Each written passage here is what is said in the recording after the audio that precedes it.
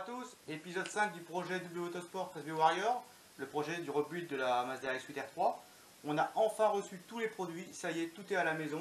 Le Covid-19 commence enfin à se résorber niveau commande, du moins, il y a toujours des cas, faites attention à vous.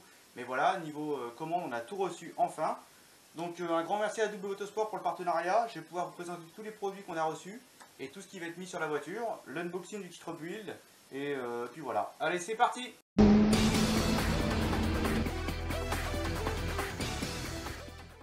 Alors, on va commencer par les basiques. Au niveau de la filtration du filtre à air, on a choisi un filtre à air HKS. C'est un filtre à air sport 3 couches en mousse. Alors c'est un filtre à air sec, c'est-à-dire qu'il n'y a pas besoin de l'huiler comme les KN pour qu'il fonctionne. Il faut savoir que sur la RX-8, le débitmètre est juste derrière le filtre à air. Donc souvent quand on met un filtre à air sport huilé, il arrive qu'avec l'aspiration de l'huile vienne sur le débitmètre et le salisse. Et après on se retrouve à avoir des problèmes sur la voiture, une mauvaise lecture, une mauvaise info. Donc je ne recommande pas trop ce montage. Ça c'est un filtre sport, vous allez voir, qui est plutôt bien fini. C'est vraiment une belle pièce, plutôt abordable. Voilà. Il y a 3 couches de filtration et surtout on peut démonter et laver la mousse. Donc ça évite de le changer à chaque fois. Et on peut également acheter de la mousse en grande plaque et la découper au ciseau pour la remettre dedans chez HKS. Donc comme ça on peut garder le contour, on peut garder le cadre. Ça fait un changement à moindre coût et puis ça permet de l'entretenir la voiture facilement. Donc voilà, c'est un filtre à air sport permissif qui est vraiment accessible et puis qui est une très belle pièce pour votre Mazda. Donc si vous pouvez passer, c'est une pièce que je vous recommande chaleureusement. Côté huile, on va partir sur un filtre à huile Grady, un classique, et puis de l'huile évidemment, vous connaissez la chaîne, l'huile Idemitsu 10W30. Voilà, moi je ne suis pas dans le détail, si vous recommandez pour les Rotary, j'en suis très content, très peu de dépôts, très peu de remontée d'huile avec cette huile également. Donc franchement, c'est vraiment pareil pour les paliers. J'ai jamais eu de problème de palier avec des moteurs que j'ai pu ouvrir qui tournent avec ça. Donc c'est vraiment une bonne huile que je vous recommande si jamais vous faites vos vidanges. Il y a les packs vidanges qui sont faits pour ça d'ailleurs sur W.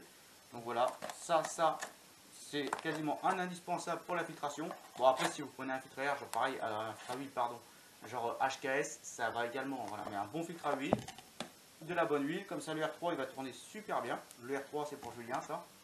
Côté embrayage, on va partir sur un compétition clutch en remplacement de l'origine, c'est le stage 1, il appelle comme ça chez compétition. Donc vous avez évidemment le disque d'embrayage, le plateau de pression, un plateau noir, je vais y revenir, et évidemment le centreur et la butée pour le montage. Alors pourquoi je reviens sur le plateau noir? Parce qu'il y a beaucoup de monde qui est au courant et nous on a géré le problème sur 13 Warrior en partenariat avec W Autosport. C'est qu'il y a eu des problèmes il y a environ 2 ans maintenant, mais ça revient souvent sur les compétitions clutch stage 1, donc ceux-là qui avaient des plateaux gris. Il y a très longtemps il y a eu une série de plateaux qui posaient problème. Je m'explique, en fait dans le plateau gris qu'ils avaient, il y a des ressorts si vous voulez qui font revenir le plateau et qui écrasent le disque, et ces ressorts étaient trop mous. Ce qui faisait que quand les RX-8 prenaient des tours, genre on passait à 5, 6, 7, 8 000 tours, on avait la pédale d'embrayage qui partait au fond quand on débrayait et qui ne revenait pas. Le plateau ne renvoyait pas l'info. Il fallait mettre son pied en dessous de la pédale et tirer pour qu'elle revienne. On a eu quelques cas qui ont été pris en garantie par Compétition Clutch. On a remonté l'info et maintenant ils ont mis un plateau de stage 2, donc un peu plus renforcé, pour le stage 1 également. Donc si vous achetez un embrayage stage 1 Compétition Clutch, si vous avez un plateau gris, ce serait que ce soit une vieille série qui est traînée en stock, vous pourriez demander un plateau en garantie. Mais normalement, vous avez systématiquement le plateau noir, voilà, qui veut dire que ce plateau-là n'a plus de problème. Moi, j'en ai posé, pas dire des dizaines, mais je dois être à pas loin de 10 et j'ai plus aucun problème. J'ai eu le problème sur la RX-8 de Vivien, je reconnais, je l'ai passé le plateau en garantie.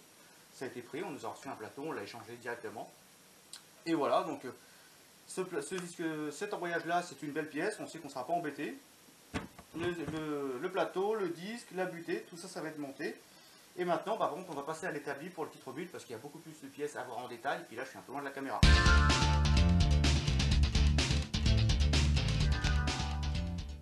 Donc le kit basique chez Atkins, c'est quoi? Le kit rebuild basique chez Atkins, c'est le kit pour retrouver simplement de la compression. Quand un moteur est usé aux alentours des 100 000 km et qu'on peut tout garder, je me rappelle bien tout garder, on peut garder les plates, on peut garder les housings, etc. et qu'il n'est pas très kilométré, vers 100 000 km ou avant, on peut prendre un kit basique, ça suffit. Vous avez le Master Kit qui comprend des choses comme la chaîne de la pompe à huile ou autre, qu'il n'est pas nécessaire de changer, puisque généralement elles sont en très bon état, sauf incident. Vous la contrôlez évidemment tant qu'on y est, mais généralement tout ça c'est en bon état. Donc vraiment un kit basique, des bearings évidemment, ça vous l'avez déjà vu dans d'autres vidéos, mais voilà.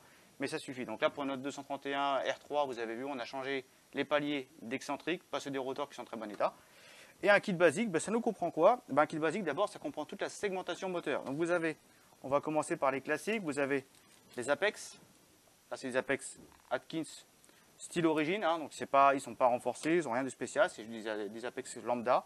Vous avez donc les ressorts derrière qui viennent les plaquer contre les housings. Vous avez ensuite nos corners qui sont là, nos corner seals. Alors les corners, moi j'ai pris des corners version solide, pas d'origine Mazda en 2 parties, mais solides. Je les aime bien, ils sont vraiment très costauds, ils sont plus simples à monter. C'est pas compliqué les origines, mais je veux dire, voilà, c'est encore plus simple, ça fait une pièce en moins, puisque ceux d'origine sont en 2 parties. Là c'est une partie, donc ça enlève encore une pièce. Ils sont costauds, ils sont bien, j'ai jamais eu de problème avec ces pièces-là, donc vraiment c'est très bien. Les ressorts, pareil, qui viennent les plaquer contre les plates derrière, donc pareil, à changer impérativement avec. On retrouve nos ressorts de side seals et nos side seals. Alors chez Atkins, les side seals, c'est les segments qui sont entre les deux corners sur chaque face des rotors, sont à tailler. C'est-à-dire qu'en fait, ils ne vont pas rentrer. Vous ne pourrez pas les monter comme ça. Il va falloir venir les tailler, alors soit sur une pierre, soit sur une meule, soit certains le font à la Dremel, ça j'ai pas tenté. Mais voilà, les raccourcir pour leur donner la bonne cote à chaque côté du rotor. Alors on va le faire ensemble dans la prochaine vidéo quand on va commencer à préparer le moteur. Je vous montrerai comment je fais moi, voilà. Donc là, il va falloir les tailler, c'est un peu de travail, il faut être minutieux, il faut connaître les cotes, c'est vraiment une étape importante dans le rebuild du moteur. Après, on a tout ce qui est joint d'eau. Alors joint d'eau, c'est ce qui vient sur les housings et entre les plates, voilà. Moi, j'ai pris des joints d'eau d'origine Mazda, parce que je les aime bien. Il y a d'autres marques de joints qui sont bien aussi, hein, mais j'ai une préférence pour les Mazda, qui sont vraiment travaillés, très costauds, qui résistent bien aux fortes températures, quand on fait du circuit ou quand on a des moteurs un peu poussés qui prennent beaucoup de température, etc. Ça lâche pas, donc vraiment un set de joints, vous voyez, ça c'est les joints qui vont à l'intérieur des chambres Mazda.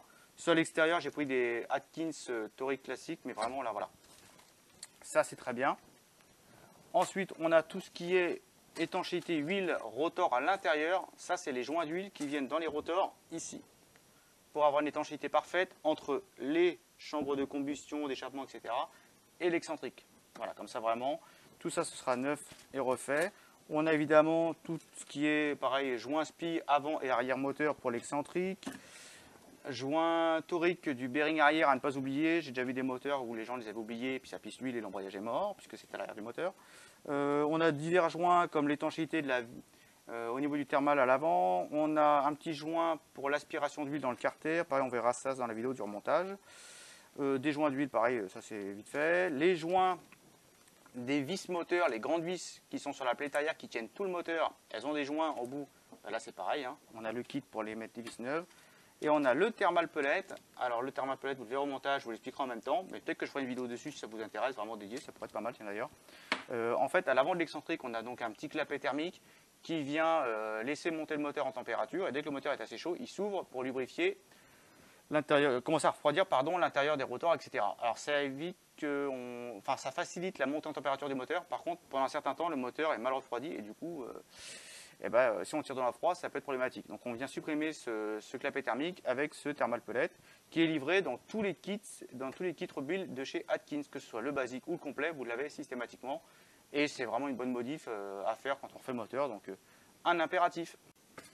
En plus du kit basique, j'ai pris une pochette de joint moteur extérieur. Donc là, c'est pour la version 231. La pochette de joint moteur extérieur, elle comprend, vous avez le joint du collecteur d'admission, le joint du cover moteur, le joint du collecteur d'échappement, tous les petits joints d'injecteur essence et huile, les joints de mop. Bon là, pour la R3, ça ne servira pas du coup, parce que la mop, hein, on sait très bien qu'il y en a deux et puis que c'est plus comme la série 1, mais bon, c'est pas grave. Là, je les ai, je les mettrai de côté pour un prochain rebuild. Les joints de plénum, etc. Comme ça, tout le moteur, que ce soit en interne ou en externe, aura une étanchéité parfaite. Donc là, on aura tout. Normalement, on va faire un beau bloc. Donc la prochaine vidéo, ce sera enfin sur le taillage des sides, l'équipement des rotors, et puis après, le montage du bloc. Voilà, on arrive à la fin de cette vidéo. Vous avez dans la description de la vidéo tous les liens vers les produits que je vous ai présentés sur cet épisode. Un grand merci vraiment à William, Gwen et Kevin de chez Double Motosport pour le partenariat. C'est vraiment cool de pouvoir faire ça, franchement c'est sympa, c'est super sympa, c'est une belle aventure. Je tiens à vous dire également que sur la page 13 Warrior Facebook, on a fait des beaux stickers en partenariat avec Jordan Roto. Un pote rotatif qui a sa société Ghost Factory qui fait des t-shirts, des stickers, etc. Je vous mettrai pareil le lien de sa page Facebook en description. Il nous a fait des très beaux stickers 13 Warrior de différentes couleurs. Si vous voulez vous en proposer un pour décorer votre AX8 et puis soutenir la chaîne et la page YouTube, la chaîne YouTube, c'est avec plaisir que je vous en enverrai un. Donc vous pouvez vous rendre sur la page Facebook 13 Warrior, pareil en description je mets le lien. Et puis voilà, on est prêt, on est quasiment 450 sur la chaîne, donc un grand merci à tous. Franchement, je ne pensais pas qu'il y aurait autant de monde qui serait venu pour une petit truc comme ça fait dans mon garage, donc c'est cool. On va continuer à faire des beaux trucs. Il y a encore le projet à Vivien, pareil, j'ai reçu toutes les pièces pour son kit turbo, vous allez voir, on va faire un beau truc. Et puis après, il y aura la 192 compresseur de Guillaume, pareil, j'ai pas encore vu le moteur, il l'a reçu en direct du Japon. Donc il va être ramené ici bientôt dès qu'il y aura un peu de place. Et puis on pourra faire tout pareil, comme tous ces blocs. Allez, merci à tous pour votre soutien et puis je vous dis à bientôt. Ciao!